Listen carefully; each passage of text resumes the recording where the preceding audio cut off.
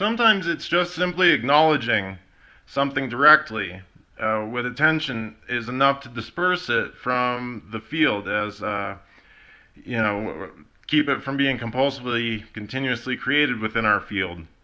So when we approach this systematically, a seeker will what we say spot. They'll spot whatever specific aspect or incident is bothering them or is being handled in that moment for that process, and then actually looks at it, and that's a new thing, actually looks at it instead of withdrawing from it, analytically looks at it and, as it is, as thoroughly as needed to,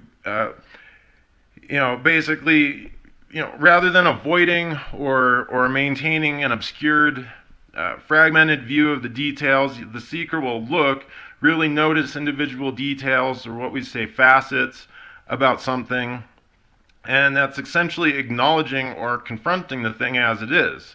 And, concerning the preliminary presence in session, this is the basic technique for viewing getting a distance between, the seeker and where they perceive the energetic mass or the problem as being, being present. The big issue with keeping attention and presence in session is that other things are being treated as present, having their attention on them as though they're present, either happening in present time or happening as present within the environment when they're actually not. And so this is, this holds an individual's attention that would otherwise be freed up and applied to the session.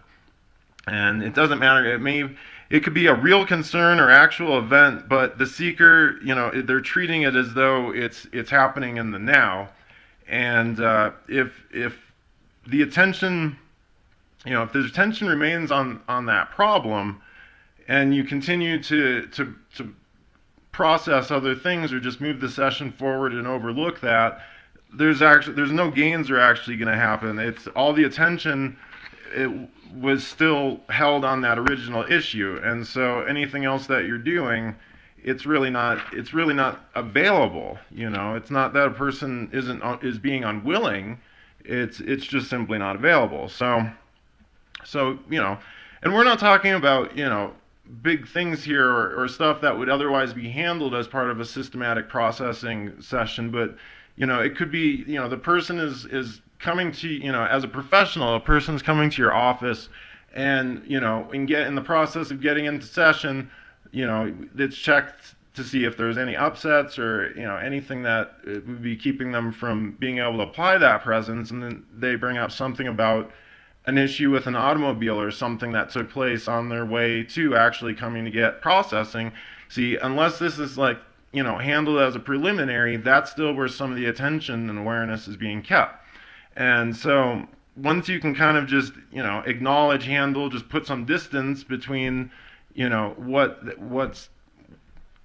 that attention is on and getting in the session, well, then you can proceed. And when you do that, you want to basically run through, like I was saying, just analyzing various parts of it and looking it over, or just even simply acknowledging it. Sometimes the individual just basically needs to say or have acknowledged that, oh, I almost, got into a wreck or whatnot on the way over here, and oh, well, that's unfortunate, but here you are, you're good, and everything. It's like, yep, here I am, we're good, let's get going. Sometimes it really is as simple as that, but without that little step, unfortunately, nothing moves forward. And this is something that is, this sounds simple, but unfortunately, we'll, on the conservative side, say that hundreds of processing hours have been sacrificed for, just to find this out, just to find out that nothing was taking place because, something was still being held from, all the way back there. So the problem should seem farther away rather than overwhelming and close. And if it seems closer, then the alternate method that we would use in the beginning of getting a session going, assuming this isn't something we're going to handle as a full area of processing, but just to get it going, would be alternate looking at something in the incident or looking at something that's part of what's taking place or what the problem is, and then looking at something in the room and environment. And that's why I say to do this to for some this won't be an issue, but for some they're used to the idea that to do practice anything towards spiritual ascension must require some kind of empty shrine or a cave or some kind of empty room or a deprivation tank, and that's not what's taking place here. We do want an individual to be, for standard processing, we do want an individual to be in touch both with their own mental reality, their own mental universe, and the physical universe around them, to be able to offer that presence in session. It's very critical in co-piloting to be able to remain in communication with the seeker while things are taking place. Without that communication cycle, again, no processing actually occurs. If you're using your textbook or the booklets, in either case, so lesson or booklet,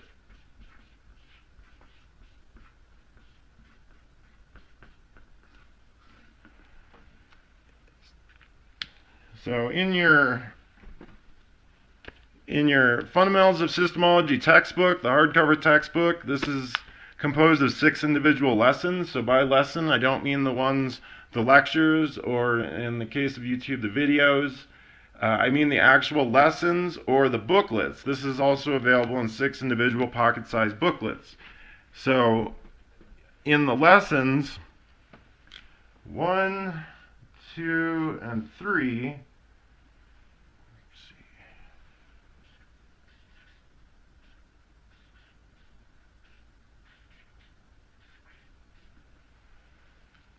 so in lesson or booklet 1, the exercise 1 and 2, and in lesson or booklet 2, exercise 1 and 7, and in lesson booklet 3, exercise 1, 2, and 7.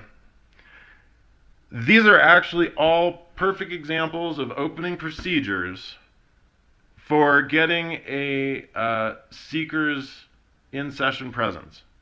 And even though they were just introduced as basic lessons, these are actual, if you refer to your materials, they're actual examples. So, well, like I was saying about the looking at something in the incident and something in the room, the alternation of tension it's a common component of defragmenting fixed attention. It allows a seeker to unfix attention on something, whether it's a problem or upset, which they would otherwise have their attention fixedly on. And this is unfixed by taking control of that channel. So otherwise, again, it's going, there's going to be restriction of free units of attention, reduced actualized awareness, reduced spiritual ability, all of these kind of things that would otherwise apply. Presence, again, and I don't just mean this in session. This lack of presence is why most accidents happen. This lack of presence in everyday life, which is why one of the former lectures we talked about practicing just consciously doing or making the body do whatever it is that you're doing. It's actually bringing awareness or attention, presence, your actual presence as a spiritual being to present time, to the location, to the environment, to the activity.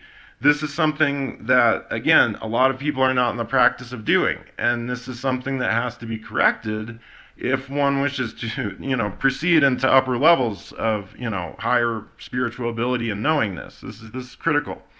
So, once the attention and awareness that's available is consolidated, then the next step is, establishing presence in session is the orientation of self in the space-time or the environment of the session. So these are, we're basically running through, and I'm going to list them here probably on the next sheet, but we're running through, casually at first, the steps that are actually going to be taken systematically in order to make a formal session occur.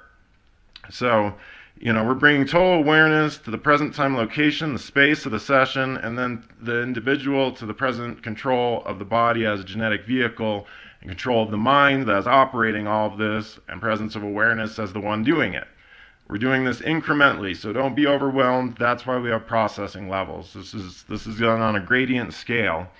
So other components of formal session, they include basically a formal start and end to the session. This is something that's done in a ritualistic style as an indication that this activity is happening now. This is not just sitting, this is not just reading, this is not taking a walk. We are actually in session now. This is important.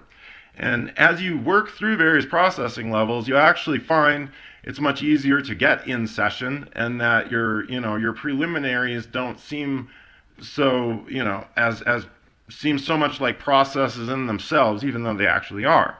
So the whether you're doing solo or traditional, the piloted or co-piloted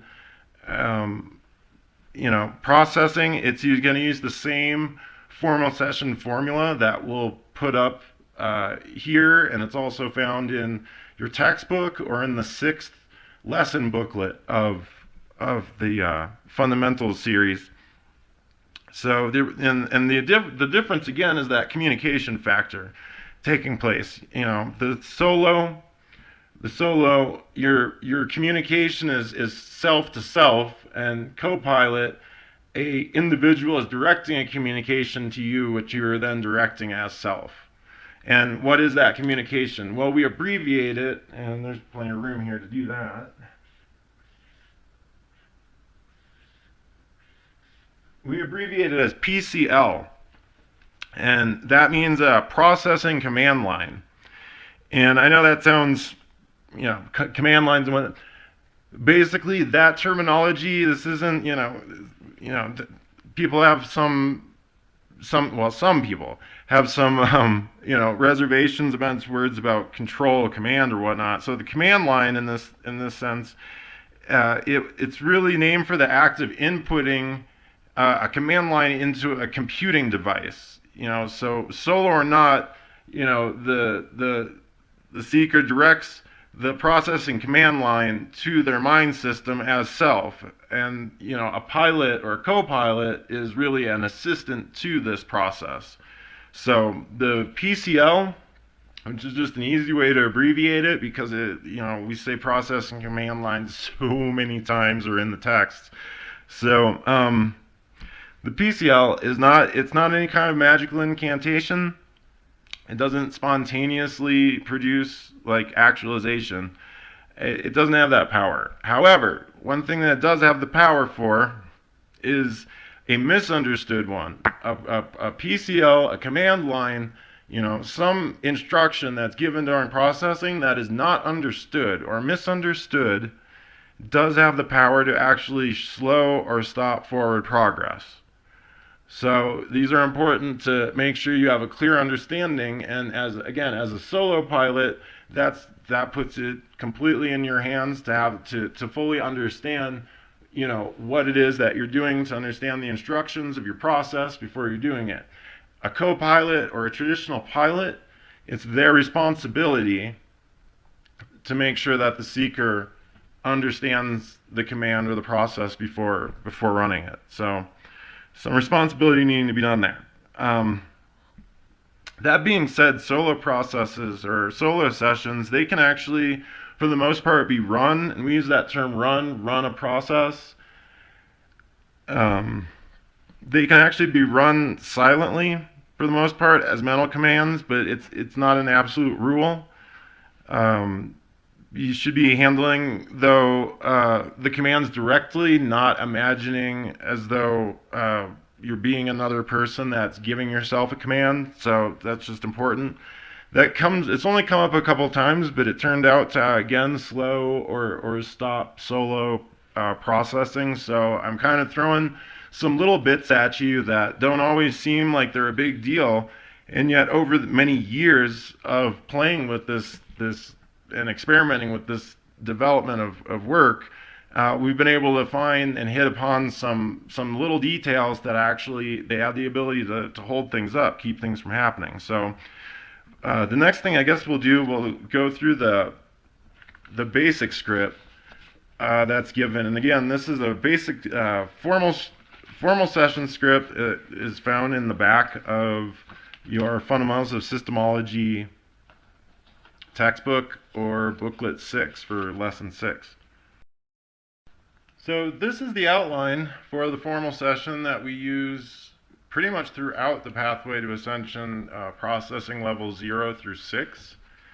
And it is found again in the Fundamentals of Systemology textbook, also the booklet, in the booklet version, the one titled Systemology Processing. This is the formal outline for that, and there's a detailed script to go along with this, but we'll go through the various steps. You can see if there's a formal, again, beginning and ending to the session.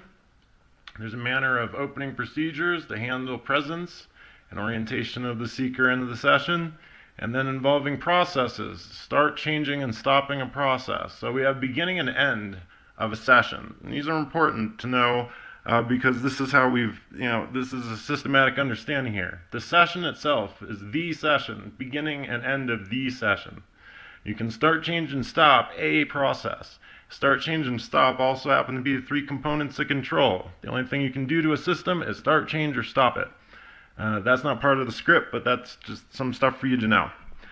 So in the beginning of the session, and what this script was originally designed for is for training purposes at the Mardukite Academy, and this script involved regular pilot or co-piloted of a trained pilot and a seeker.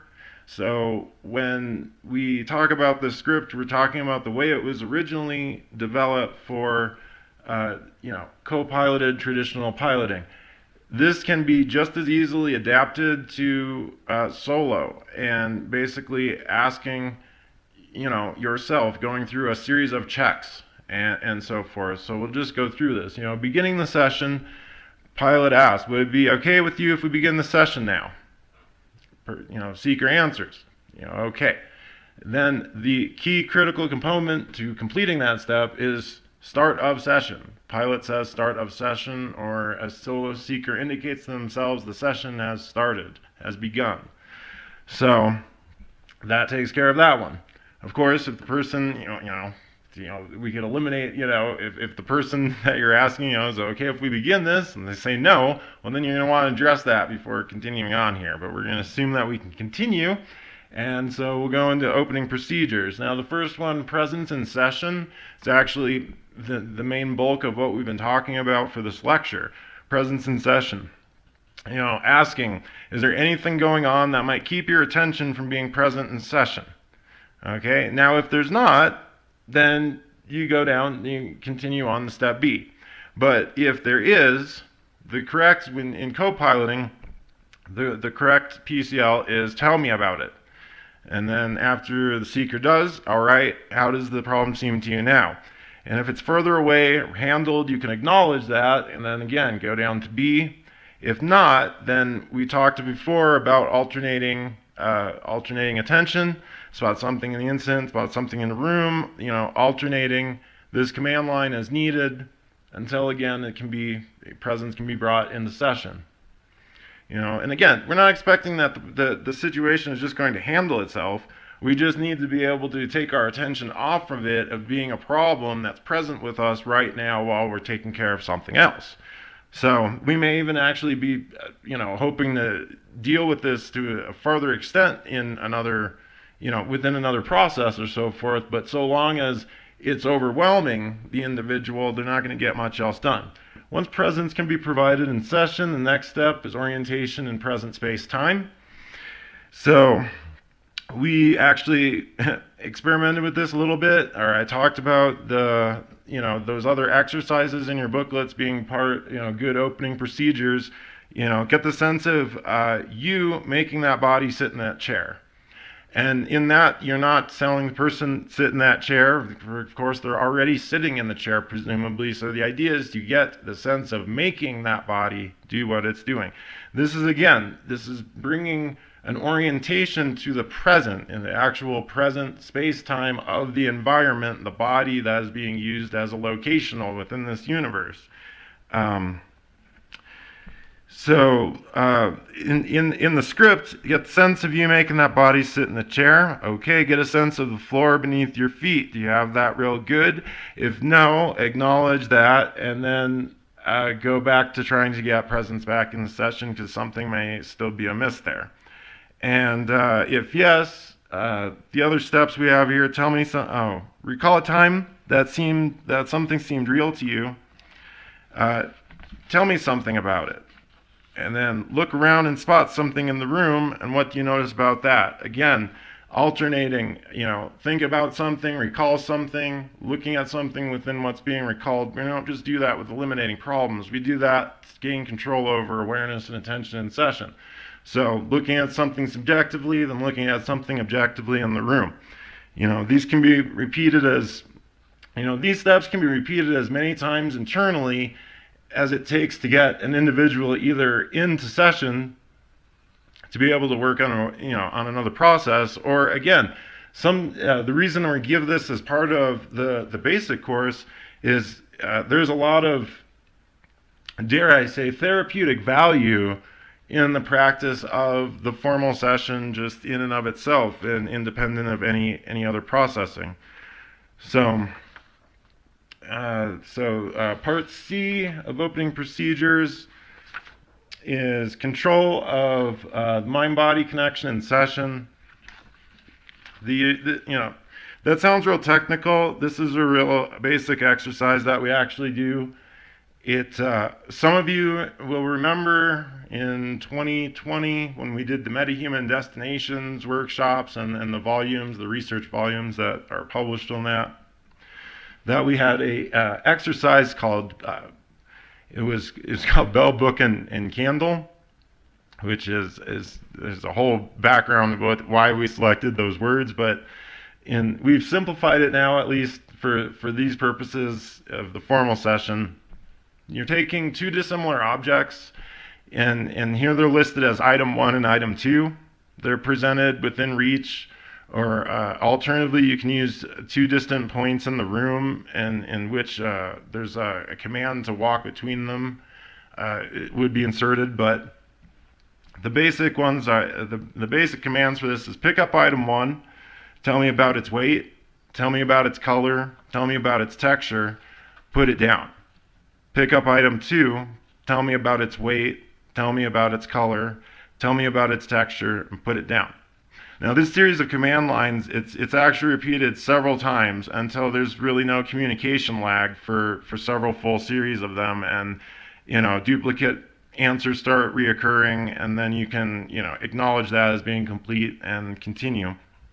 There's another exercise given here for the same step. Choose an object, decide when you're going to reach for it, then make that body pick it up.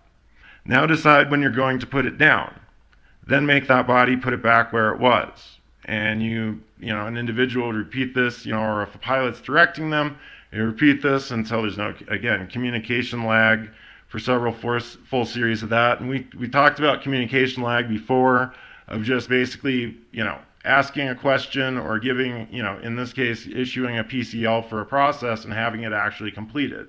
Not just activity or noise, but the actual direction being completed. And, we give all these examples in the formal session to get people used to it, to get people practiced in it, to kind of ensure the most effectiveness when you start working with our processing and so forth. As an individual moves up in the processing levels, some of these, I wouldn't say some of these steps are eliminated, but the amount of time spent getting into session, the amount of time that might be spent, or even the practice that's used to accomplish this, at a certain point, an individual may be able to get into the session without actually working with the items, or without actually doing some of these activities that were formally used to kind of get them more into the control necessarily to get in the session. So we're never really skipping the steps, but the means by which we use, to accomplish them, or the amount of time that's spent to get them, happening, that varies. There's really no way of, and that's why I say a session could be 20 minutes, it could be 2 hours, or even more.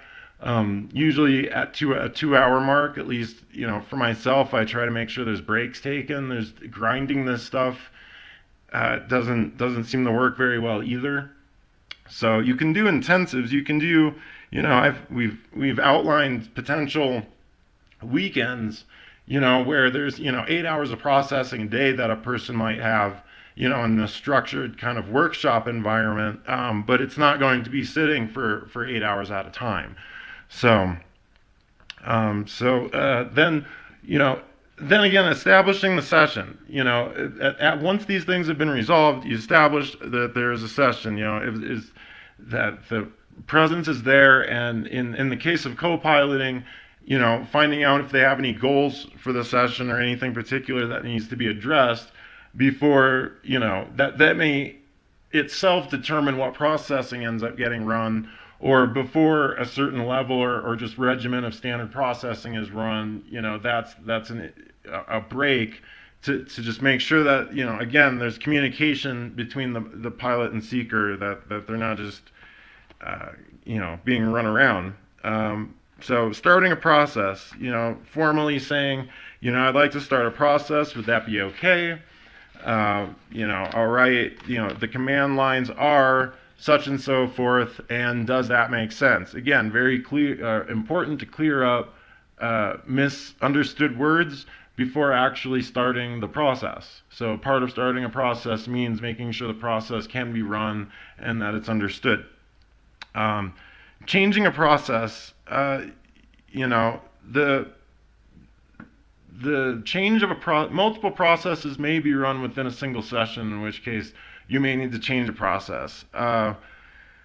What we mean is, with changing a process means if it needs to be altered in any way. This is important that a pilot does not Q&A with a seeker in terms of altering and changing what they're doing. There's a standard systematic way in which this should be done. And so a pilot is actually, when they're co-piloting, they're trained to really handle some of the quirks and turbulence that can come up in a process. But by changing a process, we mean specifically changing an existingly already started process to make it more workable for an individual. The only way we ever do that, rather than just abruptly changing to a completely different process, the only thing we actually change in that usually is the wording. So, for example, we have processes that it uses here. A seeker expresses the inability to imagine or visualize imagery. There's several PCL that'll indicate, imagine such and so forth, or visualize or see so and so.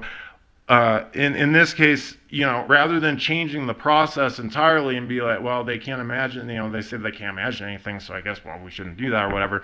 You can do something like, okay, well, now just get the sense of, or just get the idea of such and so, and so on, and or in the case of when you're running like incident handling or things that involve imprints or specific, facsimile copies or mental image pictures. A seeker might express discomfort, and therefore, what ultimately leads to a withdrawal from, the whatever is the aspect of that particular incident is. So in that part, a responsible pilot's going to say, well, that's fine. They're not going to back off from that whole subject altogether. They're not going to let the seeker skid. That's not good piloting. So, it then becomes, well, what part of that incident could you confront, or what small part? Again, working on gradient scales. Gradient scales are a big part of our systemology, and a lot of that becomes apparent as you start working with the various processes. So, covering that, stopping a process. When the endpoint's been reached on a process, which we basically mean when it's not producing change anymore, it's not, the individual is not, they've reached the endpoint on it, what it was intended to resolve, or the answer has been reached, or so forth. In the case of a repetitive technique where, for example, you're alternating something, it's very taxing on a seeker if they're being piloted to be alternating attention and then abruptly have, okay, we're going to start a new process now.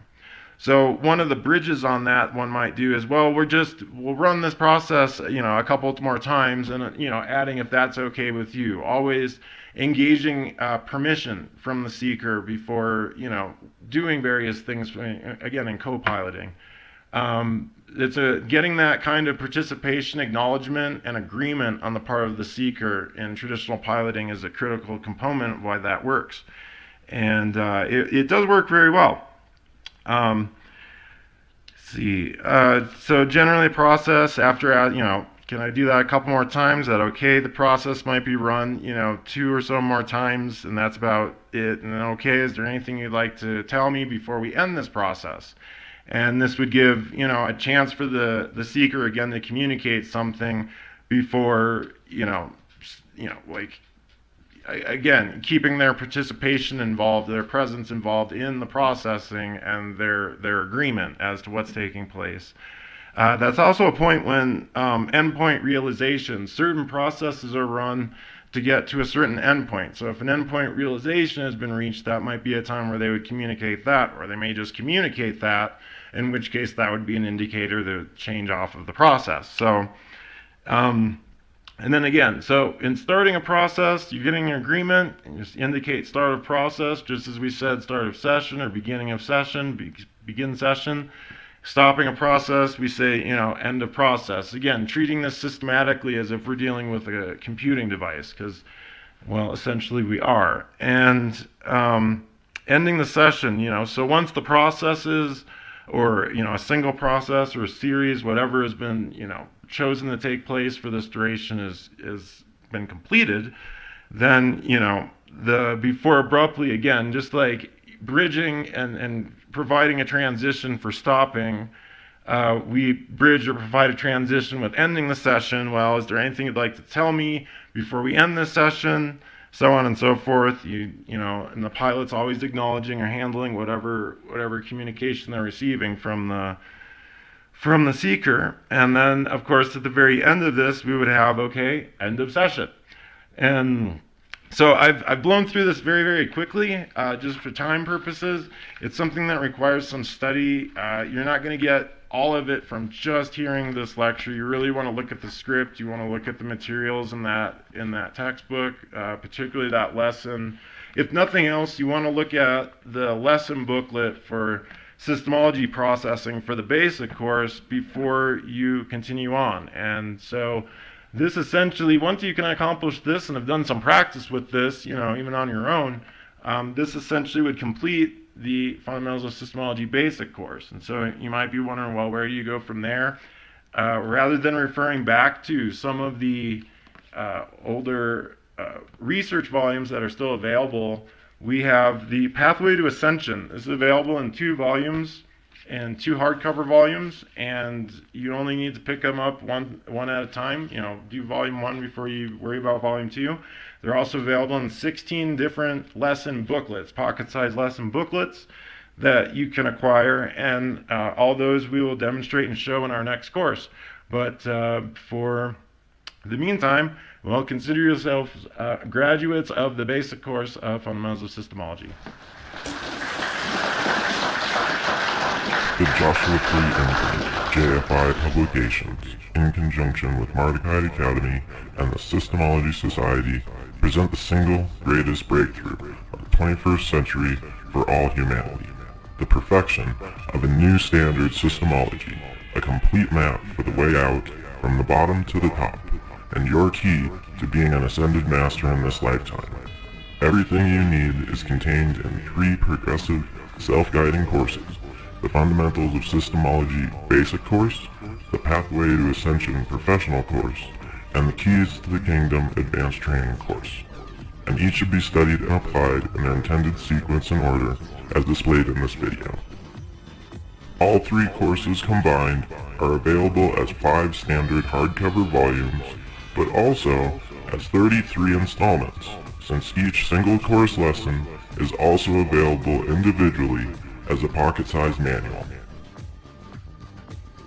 The Fundamentals of Systemology Basic Course includes Being More Than Human, Realities in Agreement, Windows to Experience, Ancient Systemology, A History of Systemology and Systemology Processing. The Pathway to Ascension professional course, including processing levels 0 through 6, includes in Volume 1, Increasing Awareness, Thought and Emotion, Clear Communication, Handling Humanity, Free Your Spirit, Escaping Spirit Traps, Eliminating Barriers, and Conquest of Illusion. The Pathway to Ascension Volume 2 includes Confronting the Past, Lifting the Veils, Spiritual Implants, Games and Universes, Spiritual Energy, Spiritual Machinery, The Arcs of Infinity, and Alpha Thought. The Keys to the Kingdom AT Advanced Training Course for Processing Level 7 in Volume 1 includes The Secret of Universes, Games, Goals, and Purposes, The Jewel of Knowledge, Implanted Universes, and the supplementals Systemology Biofeedback and Systemology Procedures. The Keys to the Kingdom AT Advanced Training Course for Processing Level 8 in Volume 2 includes Entities and Fragments, Spiritual Perception, Mastering Ascension, Advancing Systemology, and the AT Supplement Systemology Piloting. All titles are available from your favorite bookseller. Explore new standard systemology today, and may you never be the same.